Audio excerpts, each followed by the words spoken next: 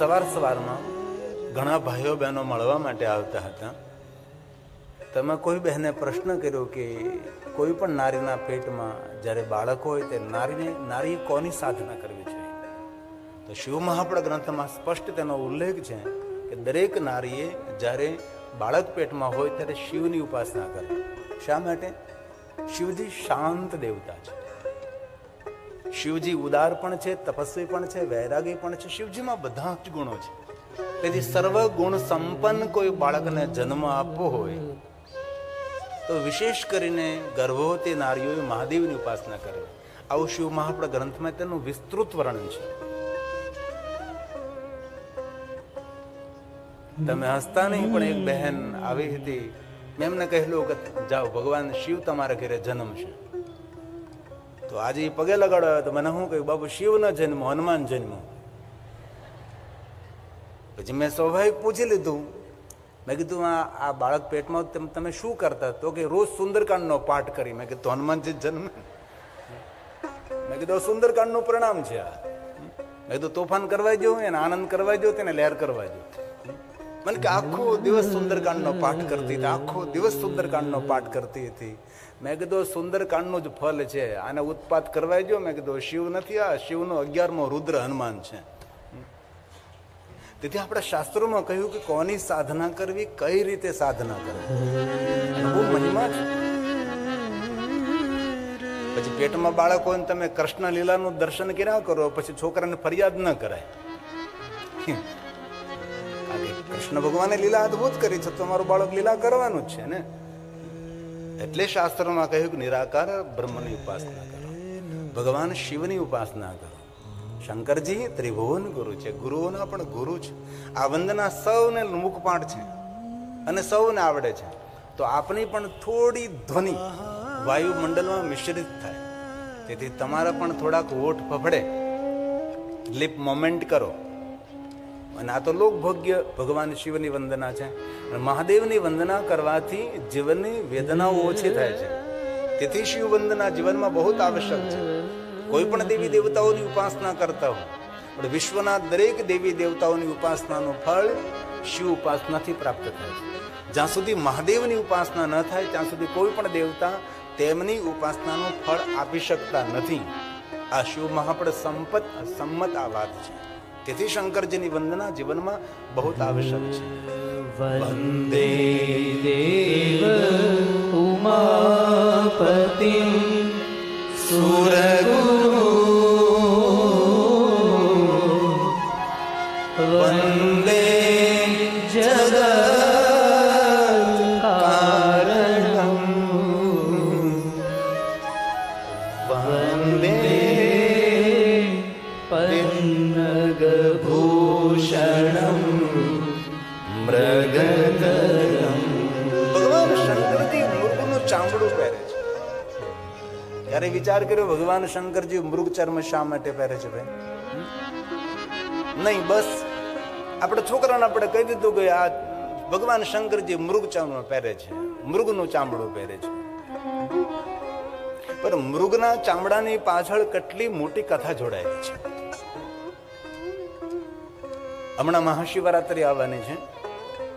મહાશિવરાત્રિની કથામાં વનમાં રહેતા કોઈ કર્મનું ફળ ભોગવનારા મૃગ બનીને વિચરણ કરે છે, અને મૃગ બનીને વિચરણ કરનારા છે, અને કોઈ પારધીના બાળકો ભૂખ્યા છે.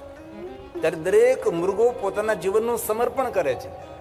અને મહાશિવરાત્રિનો દિવસ હતો. મહાશિવરાત્રિનો દિવસ હોવાથી ભગવાન શિવજી સ્વયં રુદ્ર નામના ભીલને મળ્યા છે અને મૃગોને આશીર્વાદ આપ્યો છે અને કહ્યું છે કે હે મૃગો, તમારા કોઈ પૂર્વજન્મના કુકર્મોને કારણે તમને મૃગનું શરીર મળ્યું છે, પણ તમે તમારું જીવન આ વ્યાર્ધના બાળકોના ભોજન માટે સમર્પિત કરી રહ્યા છો. તેથી હું તમને એક વચન આપું છું કે તમારી જ્યારે જીવન યાત્રા પૂર્ણ થશે ત્યારે તમારું જે ચામડું છે એ હું ધારણ કરીશ. એ મૃગ ચર્મ ભગવાન શંકરજી ધારણ કરે છે. ભગવાન શંકરજીએ કોઈ મૃગને માર્યો નથી, કોઈ મૃગની હત્યા નથી કરી. એ મૃગોને ભગવાન શિવજીએ વચન આપેલું છે, તેથી ભગવાન શંકરજી મૃગ ચર્મ ધારણ કરે છે. ભગવાન શંકરજી હાથીનું ચામડું ધારણ કરે છે. ગજ ચર્મ ભગવાન શંકરજી ધારણ કરે છે. તો ગજ ચર્મ શા માટે? ભગવાન શિવજી કોઈ હાથીને હત્યા કરી છે? નહીં, ગજાસુર નામનો એક અસુર થયેલો અને 10,000 વર્ષ સુધી ભગવાન શિવજી સાથે જેને યુદ્ધ કરેલું અને ગજાસુરનો અંત કરેલો. અને એ સમયે ભગવાન શંકરે જે કહ્યું હતું કે કોઈ પણ અસુરે 10,000 વર્ષ સુધી મારી સાથે યુદ્ધ નથી કર્યું, તું અસુર એટલો બળવાન છે, તે મારી સાથે યુદ્ધ કર્યું છે, તેથી યુદ્ધના પરિણામ સ્વરૂપે તારા જીવનનો અંત થઈ રહ્યો છે અને જે જગ્યાએ તારા જીવનનો અંત થયો તે જગ્યાએ તારા નામથી પ્રસિદ્ધ થઈશ. ગજેશ્વર મહાદેવ લિંગ રૂપેણ સતમહા, ગજેશ્વર લિંગ સ્વરૂપે ભગવાન શિવજીના પ્રગટ તો રહ્યા, પણ ગજાસુરનો અંત કર્યો ત્યારે એ ગજાસુરનું ચામડું ભગવાન શંકરજી પોતાના અંગ ઉપર ધારણ કર્યું છે. શિવજીની સાથે જોડાયેલી એક એક વસ્તુનો કોઈને કોઈ ઇતિહાસ છે, કોઈને કોઈ તેની કથાઓ રહેલી છે. શિવજી કઈ કઈ વસ્તુ ધારણ કરી છે, કયા હેતુથી ધારણ કરી છે, તેની બહુ જ મોટી પરંપરા છે. આ શંકર ભગવાનની વંદના છે અને આ વંદના દરેક ભાઈઓ બહેનોને કંઠસ્થ છે. પૂજામાં ગવાય છે, ભજનોમાં ગવાય છે, સત્સંગમાં ગવાય છે, તેથી બહુ સહેલી વંદના છે.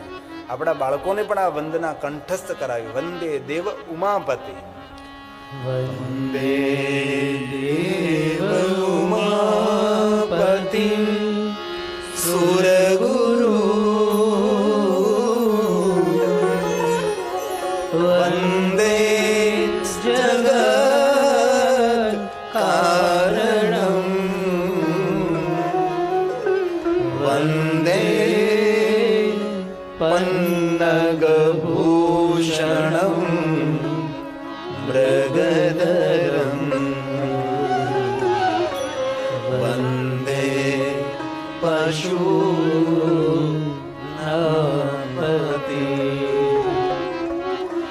વંદે સૂર્ય શશાંક વહની નયનમ,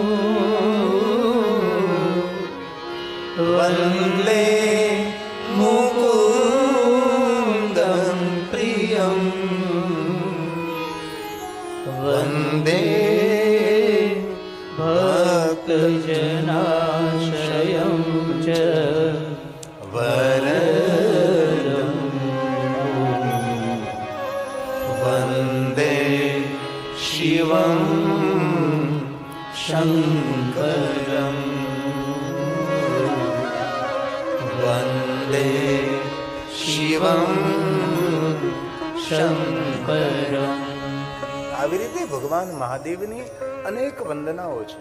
એ વંદનાનો એક અનેરો મહિમા પણ છે. ભગવાન મહર્ષિ વેદવ્યાસ રચિત શિવ મહાપુરાણ અંતર્ગત સુત પુરાણજી પ્રયાગ તીર્થમાં ભગવાન મહાદેવની કથાનું ગાયન કરે છે. ધર્મક્ષેત્રે મહાક્ષેત્રે ગંગા કાલિંદી સંગમે પ્રયાગે પરમ પૂર્ણે બ્રહ્મલોકસ્ય વર્તમાને. બ્રહ્મલોકના માર્ગ સ્વરૂપ પ્રયાગ તીર્થ છે, જ્યાં ગંગા યમુના और માતા સરસ્વતી જ્યાં નિવાસ કરે છે. પ્રયાગ તીર્થ કોઈ સામાન્ય તીર્થ નથી. દરેક તીર્થોમાં કોઈ રાજા હોય તો પ્રયાગરાજ છે. દરેક શિવલિંગોનો કોઈ રાજા હોય તો મહાબલેશ્વર છે, ચક્રવર્તી લિંગ છે. દરેક શિવલિંગોમાં કોઈ સેનાપતિ હોય તો મહાકાલેશ્વર છે. સર્વ તીર્થોનો કોઈ સદગુરુ હોય તો પુષ્કર રાજગુરુ છે, જ્યાં બ્રહ્માજી વિરાજે છે. ભારતના દરેક તીર્થોની યાત્રા કરો, પણ તીર્થોની યાત્રાનું ફલ પુષ્કર જવા માત્ર તે પ્રાપ્ત થાય છે. આપણે દરેક તીર્થોની યાત્રા ન કરી શકીએ, પણ પુષ્કર રાજ બ્રહ્માજીના દર્શન કરી લઈ એટલે દરેક તીર્થોની યાત્રાનો ફલ પ્રાપ્ત. આ તીર્થોનો પણ તીર્થોમાં મહિમા છે. પ્રયાગ તીર્થનો મિત્ર કોણ? તો કે માધવ, વેણી માધવ તેના મિત્ર છે. આ આખું પ્રકરણ છે પ્રયાગ તીર્થનું, જ્યાં સુતેલા હનુમાન છે. ભારદ્વાજ ઋષિનો સુંદર ત્યાં આશ્રમ છે. યાજ્ઞવલ્ક મહારાજે જ્યાં ભગવાન રામજીની કથાનું ગાયન કર્યું હતું, અને શિવ મહાપણ કથા પણ સુત પુરાણજીનું શયનકાદી મહાત્માનો સુંદર સંવાદ છે. દરેક મહાત્માઓ સુત પુરાણને કહે, હે સૂત મહાભાગ, વ્યાસેશ નમસ્તુતે અદ્ભુતયમ કથાતા વર્ણિતામ. અદ્ભુત ભગવાન શંકરજીની કથાનું વર્ણન કરો. એક એક શ્લોક મહાદેવની પૂજા છે, એક એક શ્લોક શંકર ભગવાનનું આરાધન છે. સંપૂર્ણ શિવ મહાપણ દેવલિપિ દેવભાષા સંસ્કૃતમાં છે, પણ આપણા દેશની રાષ્ટ્રભાષા જો સંસ્કૃત હોત તો જેવી રીતે આપણાથી હિન્દી બોલી શકીએ છીએ, હિન્દી સમજી શકીએ છીએ, તેવી રીતે આપણે સંસ્કૃત પણ બોલી શકતા હોય ને સંસ્કૃત પણ સમજી શકતા હોય. આપણા ધર્મગ્રંથો બધા જ દેવલિપિ સંસ્કૃતમાં લખાયેલા છે. આજે કોઈ વડીલ માતાજી પ્રશ્ન કરતી હતી કે મને સંસ્કૃતના શ્લોક બોલતા નથી આવડતું, સંસ્કૃતમાં સ્તુતિ કરતા નથી આવડતું, તો એનું ભાષાંતર ગુજરાતીમાં વાંચેલું તો ચાલે? એટલે ચાલે. આપણે સંસ્કૃત બોલી ન શકીએ, વાંચી ન શકીએ, તેનું ભાષાંતર હોય તેનો પાઠ કરી લેવાનો. કોઈ પણ સ્તુતિ હોય, કોઈ પણ અષ્ટક હોય, કોઈ પણ સ્તવન હોય, એ આપણે સંસ્કૃતમાં ન બોલી શકીએ તો તેનું ભાષાંતર આપણી માતૃભાષામાં લખાયેલું હોય તો તેની અંદર બોલી શકાય છે. તો દરેક મહાત્માઓ, દરેક ઋષિ મુનિઓ સૂત પુરાણને કહે છે, સૈનિક ઋષિને કહે છે, હે સૂત પુરાણજી, સૂત સૂત મહાભાગ વ્યાસ શિષ્ય નમોસ્તુતે અદ્ભુત